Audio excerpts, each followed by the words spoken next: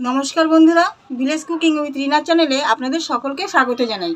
तो बंधुरा आज के आमी साजेर पिठा बानिये आपनादेर देखाबो। तो साजेर पिठा बानानोर जोन्नो आमी एई रकम एकटा साज नियेछि। एई साजटा किन्तु आमी बाड़ीते माटी दियेई बानिये नियेछि। तो बंधुरा एई साज बानानोर भिडियोटा आमी आगेर भिडियोते शेयार करेछि। जारा एखोनो देखेननि तारा अवश्यई देखे नेबेन। ता चलुन शुरू करा जाक।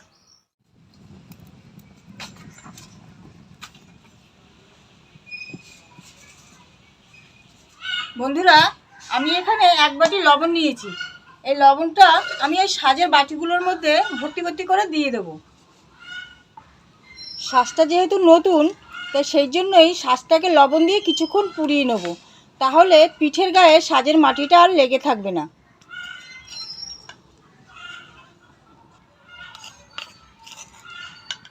বাটিতে ভর্তি করে লবণ দিয়ে দিলাম।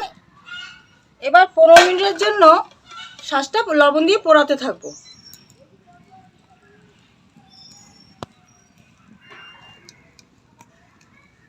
বন্ধুরা পিঠের ব্যাটার করার জন্য আমি উষ্ণ গরম জল নিয়েছি। গরম জলটা আমি আগেই করে নিয়েছিলাম। তো এখানে অল্প করে জল দেব আর চালের গুঁড়োটা দিয়ে দেব।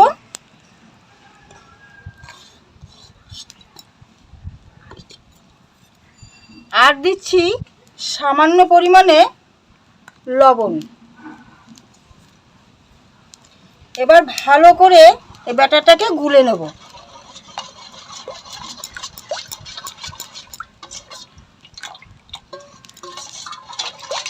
এরকম পাতলা একটা ব্যাটার তৈরি হবে। চালের গুঁড়োতে জল পড়লে খুব সহজেই গুলে যায়, এটা আর দানা দানা হয়ে থাকে না।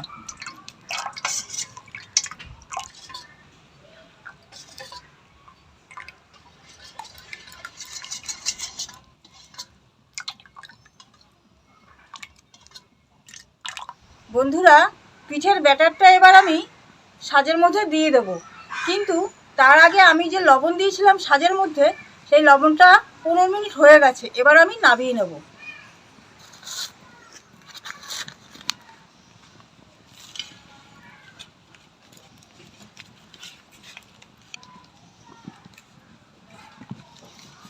বন্ধুরা সাজটা আমি ভালো করে পরিষ্কার করে নিচ্ছি। বন্ধুরা এবার সাজের মধ্যে ভালো করে সরষে তেল মাখিয়ে দেব।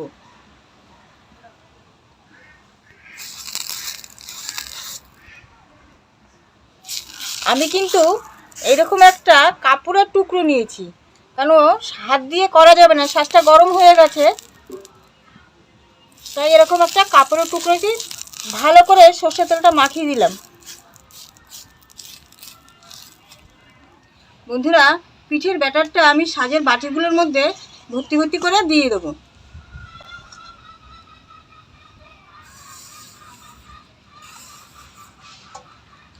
আলতো হাতে দিতে হবে, না হলে উপচে পড়ে যাবে।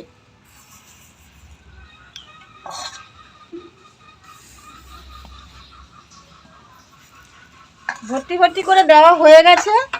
এবার আমি এই একটা প্লেট নিয়েছি, এটা দিয়ে আমি খানিকক্ষণের জন্য ঢাকা দিয়ে দেবো।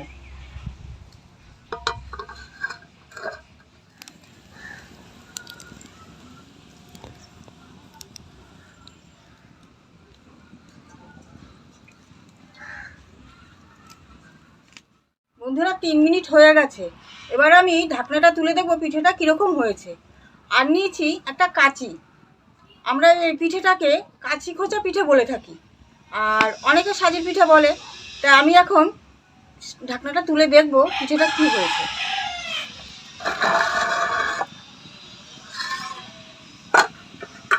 দেখুন বন্ধুরা পিঠের চতুর্পাশটা মানে হালকা হালকা হয়ে গেছে।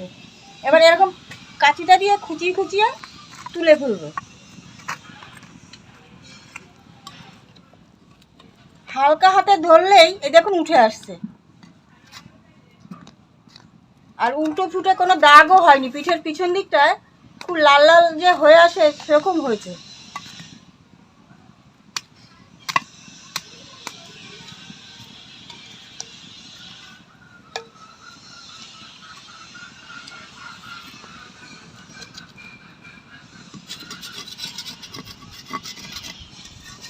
এবার আমি এই সাজের বাটিগুলো একটু ভালো করে পরিষ্কার করে নেব। এই কাপড়টা দিয়ে খুব সুন্দর করে পরিষ্কার করে নেব।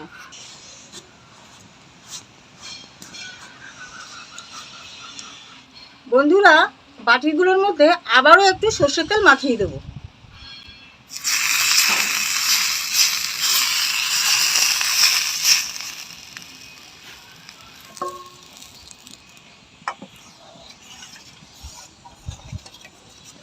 এবার আবার এই পিঠের ব্যাটারটা বাটিগুলোর মধ্যে আলতো হাতে দিয়ে দেবো।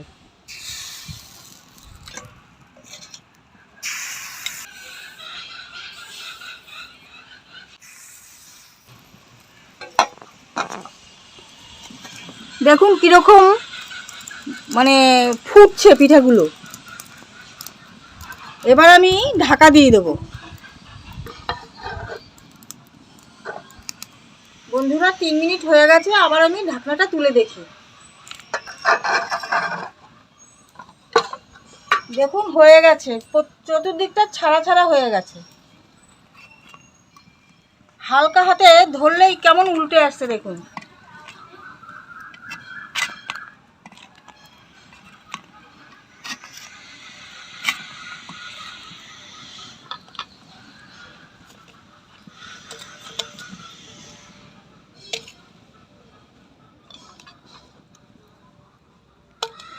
বন্ধুরা, এইভাবে আমি পুরো পিঠেগুলো বানিয়ে নেব।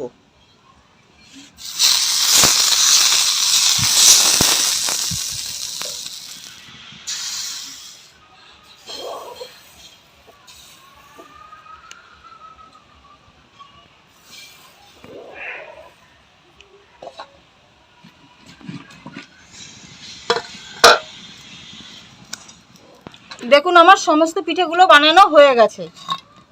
এবার এটাকে আমি তুলে নেব।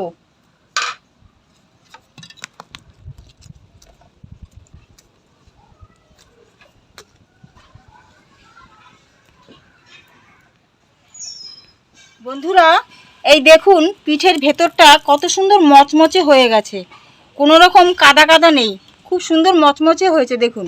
আর এই সাজের পিঠের সঙ্গে খেজুর গুড় দিয়ে খেতে খুব ভালো লাগে।